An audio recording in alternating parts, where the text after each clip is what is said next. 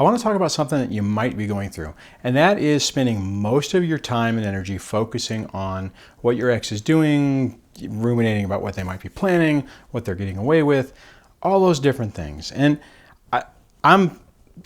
I fell victim to that too. I spent a lot of time doing that, and to be honest, I don't remember if Debbie and I talked about this in that live stream that we did together, but we spent a lot of time talking about it too. For the longest time, it seemed like our number one topic was the ex. What was going on? What was she doing? What was she planning? What was her next move?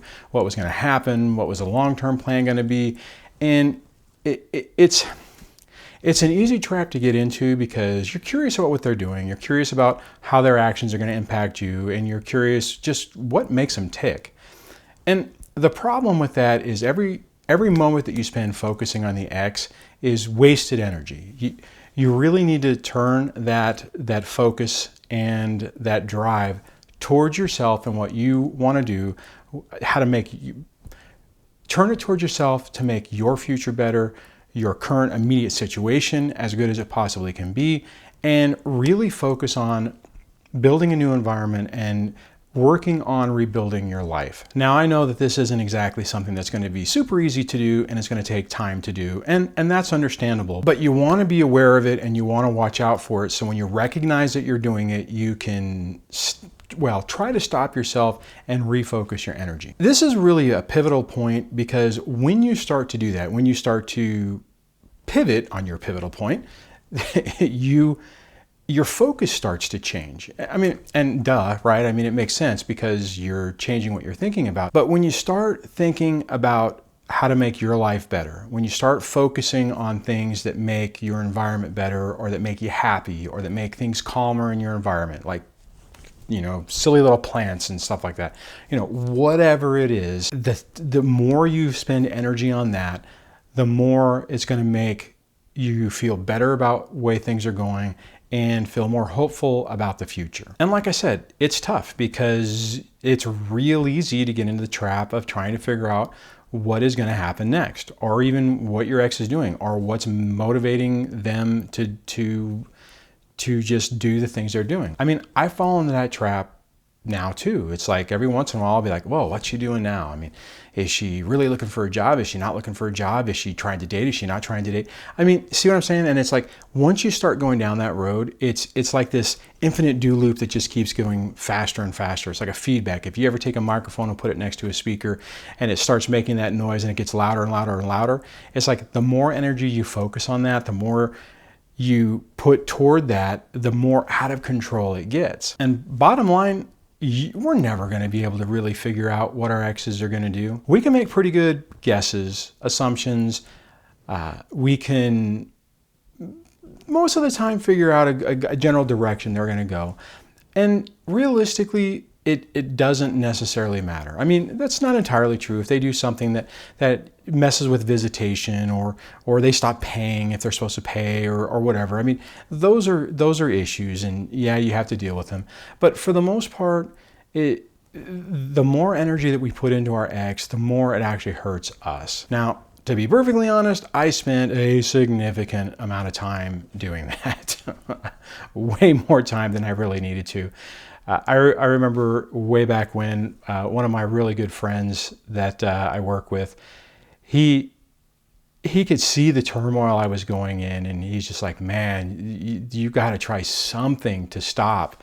And this is whenever he had recommended hypnosis and just anything. What else could I try to try to break that cycle? It's really tough because when you're sitting there trying to figure out what's going on, you want to talk about it, you want to think about it, you're trying to run the scenarios in your head, and none of it makes sense. See, that's the problem is that once you start going down the little machine trying to figure it out, you can't get to a solution because it always circles back around. It never makes any sense. So you're trying to find closure, you're trying to find some reason or purpose for what they're doing, and there isn't any. And it drives you crazy when you're doing it. So what I want to ask you to do is, if you find yourself doing that, if you find yourself getting in that mode to where you're just spinning out of control trying to figure out what the ex is going to do next,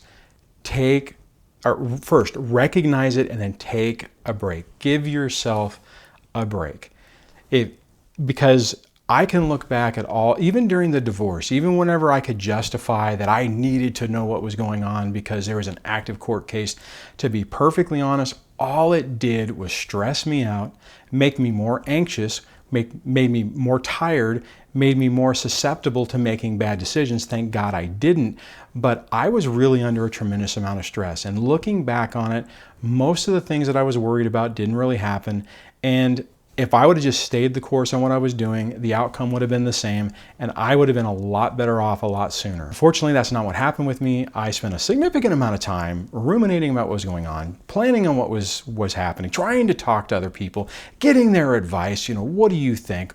What do you think her next move is going to be? All this crazy stuff that was hurting me.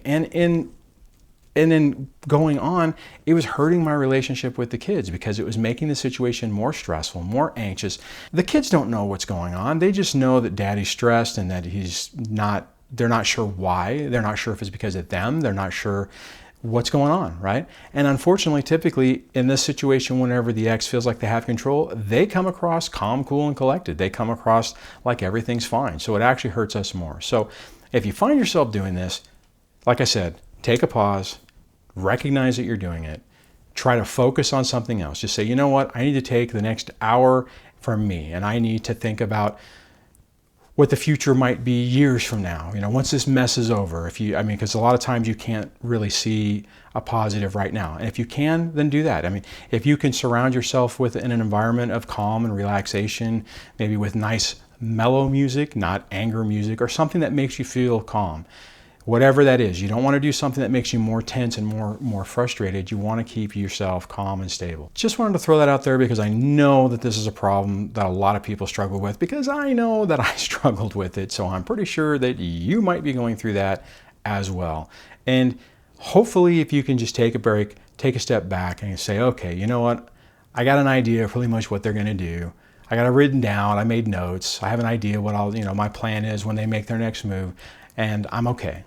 I got that figured out. Let me go spend some time for me. Let me focus on making my life and my environment better.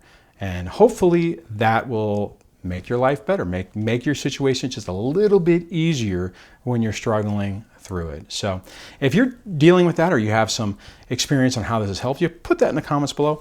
If you like the channel, please subscribe. Hit the bell notification so that YouTube will actually notify you of videos. If you like the video, please give it a big thumbs up.